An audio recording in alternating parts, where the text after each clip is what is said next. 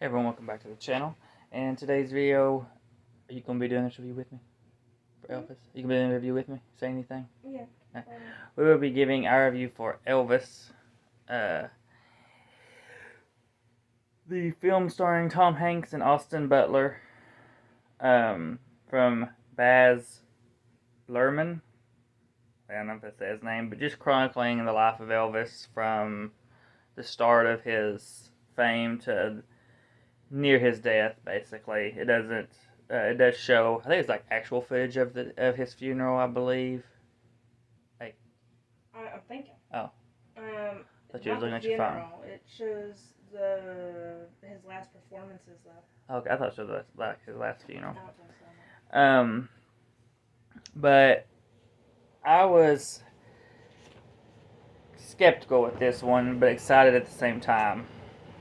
Same with me. You know, I thought Austin Butler did look really good as Elvis. But it's, and you know, at the same time, I was like, well, you know, I don't want to get my hopes up too high because I do like Elvis fan. So I wanted to keep my expectations low. So is our daughter. She likes Elvis too. So we watched this on, what was it on? HBO. And we all, well, Addison fell asleep, but she took her sleep. yeah. Our daughter was watching it with us. She had fell asleep. What she saw of it. But yeah, she liked what she had saw of it. But me and my wife both really enjoyed this one. I'm not like a huge Elvis fan. I mean, I like him, but I'm not a huge Elvis fan.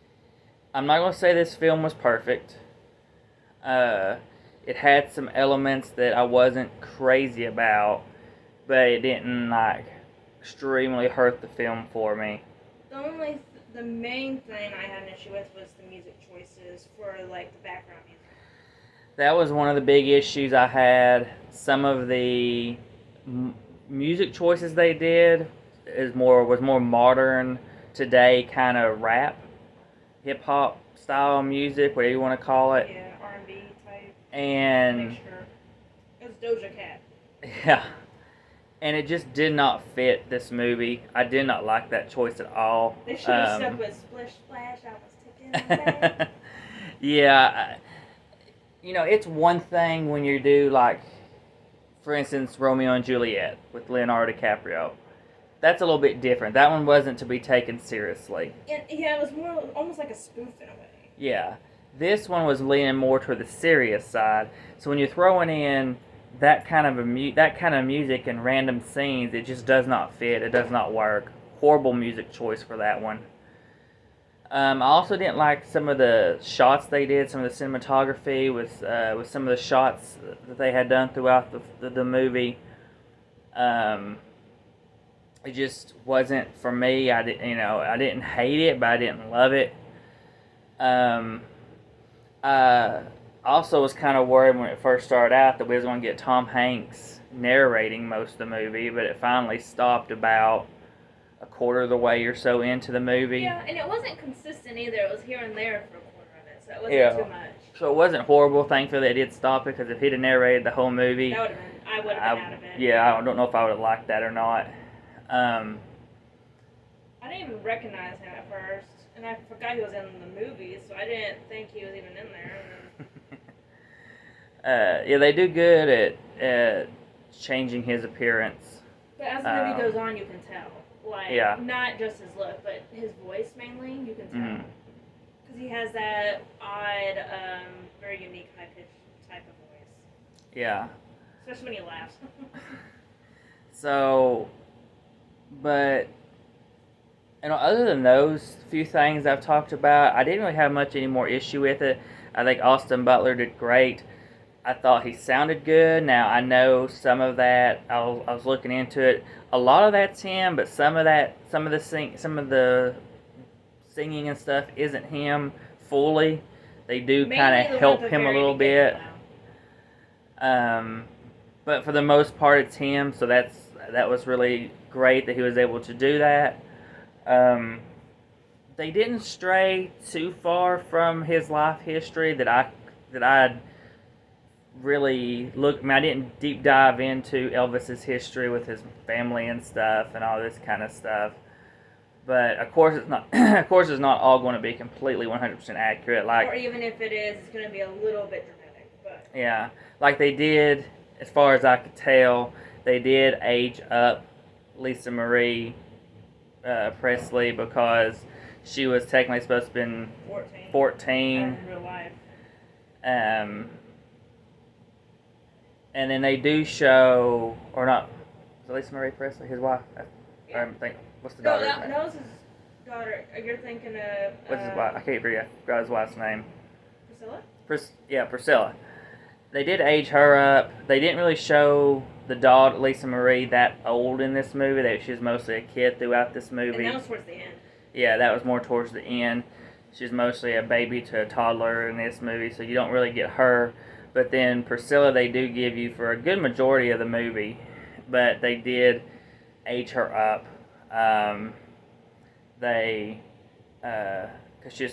Priscilla was supposed to be 14 when they actually got together, and I think she was, at least her character, the actress they got definitely looked older than 14. Oh, yeah. Whether she was trying to play a 14-year-old or not, it definitely looked older. 17, 18. So they definitely aged her up, probably for obvious reasons, obvious purposes. But I do like the fact they did show Lisa Marie and the pregnancy, and the relationship he had with his daughter. They showed his love for his daughter that he did have, even though things wasn't working out with him and Priscilla. And usually with biopics on someone very specific, they will either make it to where they play them off as too nice or way too harsh. I think they did good at balancing it. Yeah. Even which I had seen when it had first released, I had even seen where his family had said they did a great job. They were very proud of the film.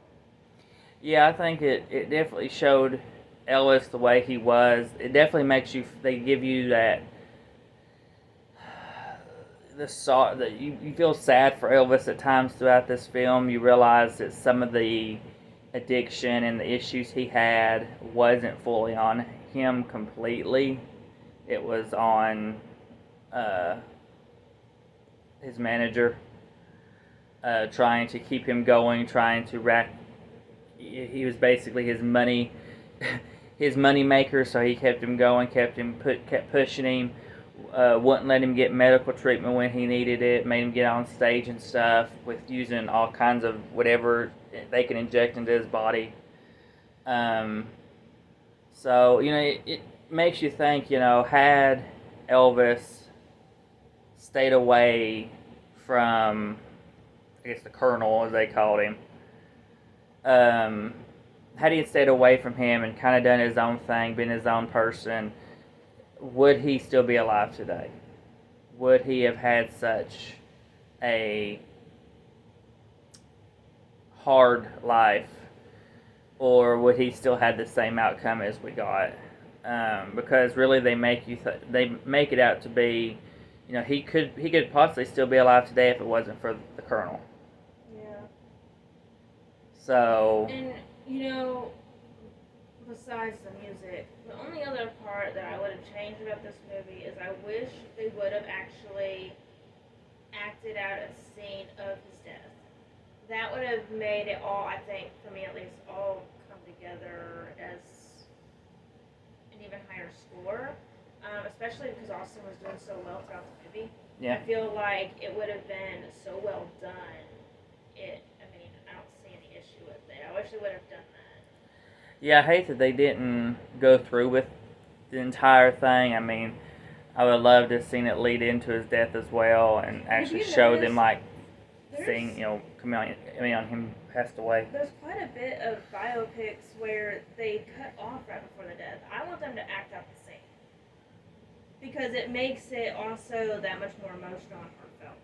Yeah, they usually stop right before it and be like, Elvis Presley or so and so passed away Yeah, on blah blah blah blah. so and so found him and he was pronounced Yeah, dead. You know, but I feel like it would just hit at home more with people if they would actually act out those parts. yeah, Especially because a lot of the people that watch the biopics have a specific attachment to that character. yeah. That would have definitely been a nice touch, or a not say a nice touch, but it would have helped the story, I think, even more. But again, it was still a great story as it was, and I still gave it I think a 4 out of 5, I believe. What was it? A 4 out of 5? I think I gave it. I didn't write I it down think on my book. so. I forgot to write it down on my book. I never rated it apparently. I would give it a 4 out of 5 because that was the one we agreed on. Yeah, I think I gave it a 4 out of 5. Surprisingly, I didn't really feel the runtime. It is a long movie, so I thought maybe I would, but it didn't. It paced pretty well, so that was a big positive as well. But this is definitely one I would say check out if you've not already. We do own the 4K now, but uh, you know, just go into it and just enjoy the best you can of seeing the life of Elvis. But I think that's everything. Unless you want to say anything else. No. But we gotta let Addison watch it when she gets a chance because she was already really liking it, but she fell asleep though. Yeah, I have to even let her stay up late one weekend. she did think that when we was watching it, she thought it actually was Elvis at first, and And then we when had to she keep telling her like it's Austin playing Elvis. Elvis is yeah. actually dead. And then she finally realized it when they showed his face real well, because they try to hide his face At first. at first Like in the the first couple beginning, minutes, yeah. and then they show it, and it's like she knew when she saw his face. Oh yeah, that's not him. She still So liked it though. yeah, but that is everything for our review for Elvis. So please comment, like, subscribe, hit the bell to be notified for our videos, and we'll see you all in the next one.